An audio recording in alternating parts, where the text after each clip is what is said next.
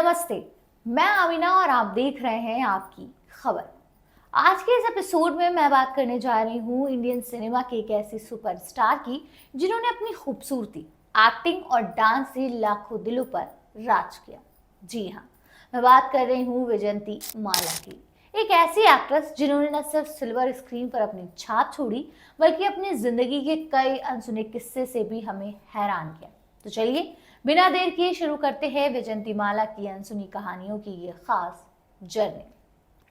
वैजयंती माला का जन्म 13 अगस्त 1936 को चेन्नई में हुआ था। हालांकि इनके जन्म को लेकर दो तारीखें हैं, 1936 और 1933। उनके फादर एक तमिल एक्टर थे और माँ एक डांसर। बचपन से ही उन्हें भरतनाट्यम की ट्रेनिंग मिली जो बाद में उनकी फिल्मों में उनकी पहचान बनी। लेकिन क्या आप जानते हैं कि वैजयंती माला ने अपने करियर की शुरुआत महज 13 साल की उम्र में तमिल फिल्म वाजकई से की थी। ये फिल्म 1949 में रिलीज हुई और इतनी बड़ी हिट साबित हुई कि इसे तेलुगु और हिंदी में भी बनाया गया। हिंदी में इसका नाम था बहन। लेकिन असली कहानी तब शुरू हुई जब 1951 में उनकी पहली हिंदी फिल्म बहार रिलीज हुई। इस फिल्म में उनके डांस और एक्टिंग ने बॉलीवुड को उनका दीवाना बना दिया। ये वो दौर था जब साउथ की एक्ट्रेसेस हिंदी सिनेमा में बहुत कम आती थी और वैजयंती माला ने इस ट्रेंड को तोड़कर एक नया इतिहास रचा। अब बात करते हैं वैजयंती माला के करियर के एक ऐसे किस्से की जिसने खूब सुर्खियां बटोरी। वैजयंती माला और दिलीप कुमार की जोड़ी ने देवदास, नया दौर और गंगा जमुना जैसी फिल्मों में काम किया। उनकी ऑन स्क्रीन केमिस्ट्री देखकर इतनी शानदार लगी लोगों को कि लोग उनकी ऑफ स्क्रीन रिलेशनशिप की भी बातें करने लगे। लेकिन क्या आप जानते हैं कि इन दोनों के बीच एक बड़ा विवाद भी हुआ था। एक्चुअली 1967 में फिल्म राम और श्याम की शूटिंग के दौरान वैजयंती माला ने कुछ दिनों तक काम किया, लेकिन अचानक उनकी जगह वहीदा रहमान को लिया गया। कहा जाता है कि वैजयंती माला को अपने कॉस्ट्यूम और ज्वेलरी को लेकर कुछ शिकायतें थी, जिसके बाद प्रोड्यूसर ने उन्हें रिप्लेस कर दिया। वैजयंती माला को लगा कि ये सब दिलीप कुमार की वजह से हुआ है।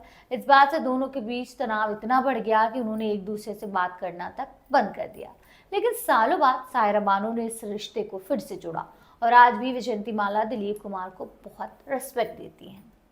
वैजयंती माला की जिंदगी का एक और अनसुना किस्सा है और वो है राज कपूर के साथ उनका र्यूमर्ड अफेयर। फिल्म संगम के दौरान दोनों की नजदीकियां इतनी बढ़ गई थी कि लोग उनके रिश्ते की चर्चा करने लगे। कहा जाता है कि राज कपूर वैजयंती माला से इतनी इम्प्रेस थे कि वो उन्हें अपनी हर फिल्म में लेना चाहते थे। लेकिन इस रिश्ते ने राज कपूर की शादीशुदा जिंदगी में हलचल मचा दी। उनकी पत्नी कृष्णा ने घर छोड़ने की धमकी तक दे डाली थी। हालांकि वैजयंती माला ने इन अफवाहों को हमेशा नकारा, लेकिन ऋषि कपूर ने अपनी किताब में लिखा कि उनके पिता और वैजयंती माला के बीच कुछ तो खास था। ये किस्सा आज भी बॉलीवुड के सबसे फेमस मिस्ट्रीज में से एक है। वैसे वैजयंती माला की जिंदगी में किस्सों की कमी नहीं है। इनका एक और दिलचस्प किस्सा है 1955 की फिल्म देवदास से जुड़ा। इस फिल्म में उन्होंने चंद्रमुखी का किरदार निभाया और इतना शानदार प्रेजेंटेशन दिया कि उन्हें film fair best supporting actress का अवार्ड मिला। लेकिन वैजयंती माला ने इसे लेने से इनकार कर दिया। उनका कहना था कि उनका रोल सपोर्टिंग नहीं बल्कि लीड रोल जितना अहम था।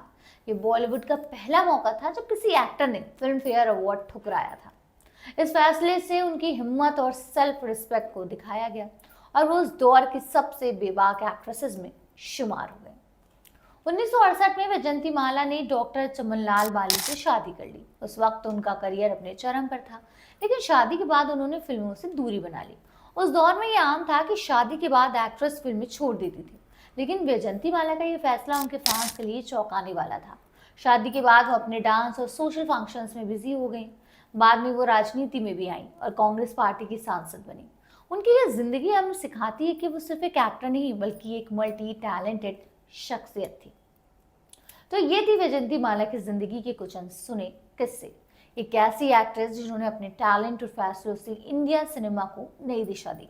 आपको इनमें से कौन सा किस्सा सबसे इंटरेस्टिंग लगा, नीचे कमेंट में जरूर बताएं। और हाँ, अगर आपको ये वीडियो पसंद आया हो तो लाइक, शेयर और सब्सक्राइब करना बिल्कुल भी मत भूलिएगा।